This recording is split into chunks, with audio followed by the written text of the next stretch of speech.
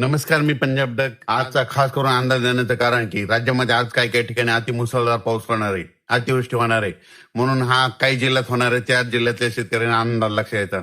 सगळ्यात महत्वाचं मुसळधार कुठं पाऊस पडणार आहे, तर सगळ्यात महत्वाचं चंद्रपूर जिल्हा, नागपूर जिल्हा, भंडारा जिल्हा, गोंदिया जिल्हा, यवतमाळ जिल्हा, वाशिम जिल्हा, त्याच्यानंतर हिंगोली जिल्हा, त्याच्यानंतर परभणी जिल्हा, नांदेड जिल्हा, आणि त्याच्यानंतर इकडं अमरावती, अकोला, बुलढाणा, त्याच्यानंतर जळगाव, संभाजीनगर, जालना, नंदुरबार, धुळे, मालेगाव, नाशिक. आणि ह्या पट्ट्यामध्ये काय होणार आहे, 29, 30, 31च्या दरम्यान काही ठिकाणी अतिमुसळधार पडणार आहे, काही ठिकाणी अतिवृष्टी होणार आहे.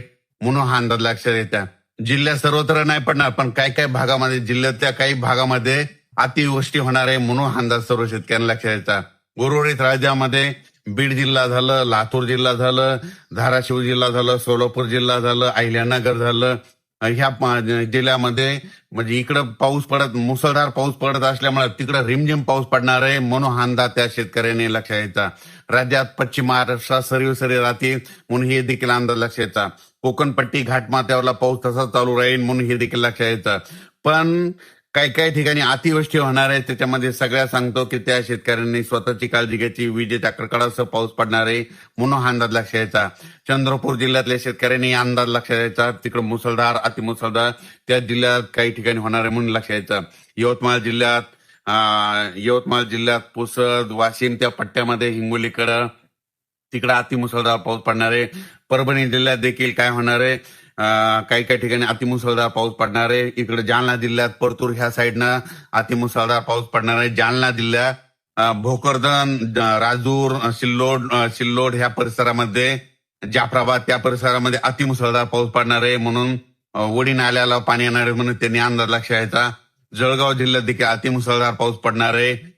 धुळे जिल्ह्यात देखील अतिमुसळधार पाऊस पडणार आहे. नंदुरबार जिल्ह्यात देखील अतिमुसळधार पाऊस पडणार आहे म्हणून हा अंदाज लक्षात यायचा.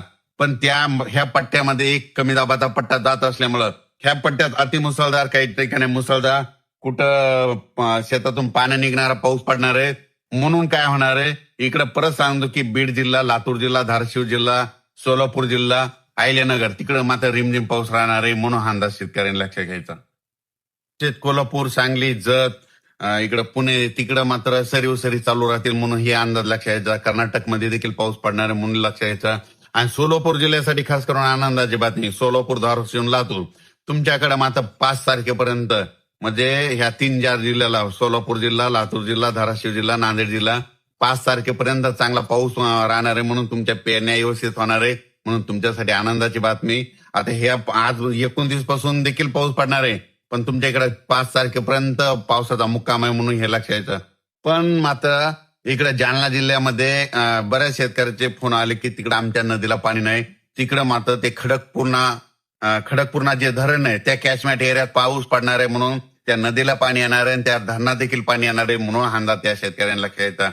विदर्भात देखील मेकर, बुलढाणा तिकडल्या शेगाव, खामगाव, चिखली, नांदुरा घाटाच्या खाली बुलढाणा जिल्ह्यात देखील अतिमुसळधार पाऊस पडणार आहे म्हणून त्यांनी देखील लगेच अंदाज लक्षात यायचा.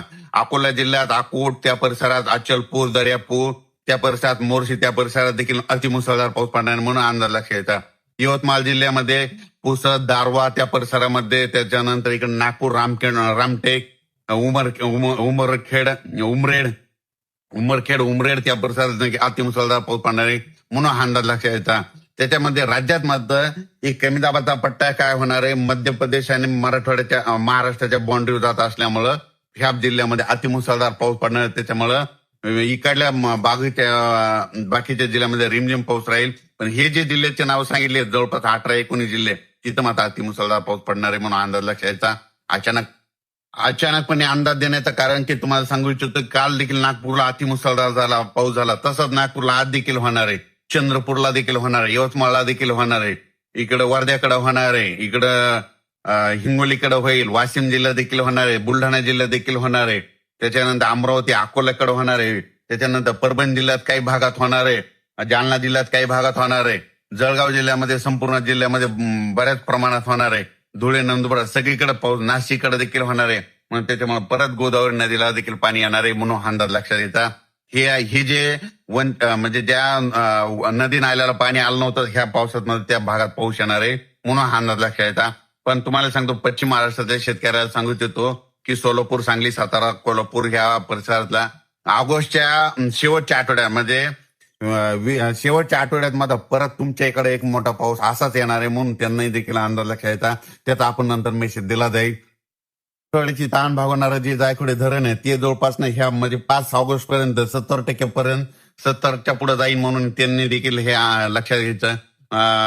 कोयना धरण देखील भरलं, त्याच्यानंतर उजनी धरण देखील भरलं, त्याच्यातून पाणी सुटलं. आणखीन परत जे परतीचे पाऊस येणार आहे सप्टेंबर ऑक्टोबर त्याच्यात देखील खूप पाऊस पडणार आहे. आणि त्याच्यानंतर इकडे आता ऑगस्ट मध्ये देखील शेवटच्या आठवड्यात पाऊस पडणार आहे म्हणून हा अंदाज लक्षात यायचा. अचानक वातावरण बदल झाला तर परत एक मेसेज दिला जाईल. धन्यवाद. एक गुरुपौर्णिमेनिमित्त अक्कतवाडा आश्रमावर त्या ठिकाणी एक शेतकरी चर्चासत्र आयोजित केलेलं आहे आणि या ठिकाणी आल्याच्या नंतर पाऊस देखील चालू आहे. आणि मी इकडं संभाजीनगरकडे, वेरूळकडे, अजिंठ्याकडे म्हणून या शेतकऱ्याला सांगू इच्छितो की तुमच्या संभाजीनगर, जळगावकडं, इकडं सिल्लोड, कन्नड, जाफराबाद, खुलताबाद इकडं म्हणजे 29, 30, 31 तारखेला तुमच्या भागामध्ये आज रात्रीपासून त्या 3 दिवसामध्ये काही ठिकाणी मुसळधार, कुठं अतिमुसळधार, कुठं रिमझिम पाऊस पडणार आहे म्हणून हा अंदाज या संभाजीनगर जिल्ह्यातल्या शेतकऱ्यांनी लक्षात घ्यायचा. वेरूळ, अजिंठाच्या शेतकऱ्यांनी लक्षात घ्यायचा. अक्कतवाडा या ठिकाणी श्री श्री 1008 स्वामी गोविंद चैतन्यजी टुनके आश्रम त्यांचा एक इथे या ठिकाणी एक आश्रम आहे. त्या ठिकाणी एक शेतकरी मेळा आयोजित केलेला आहे. त्या ठिकाणी मी जात आहे. धन्यवाद.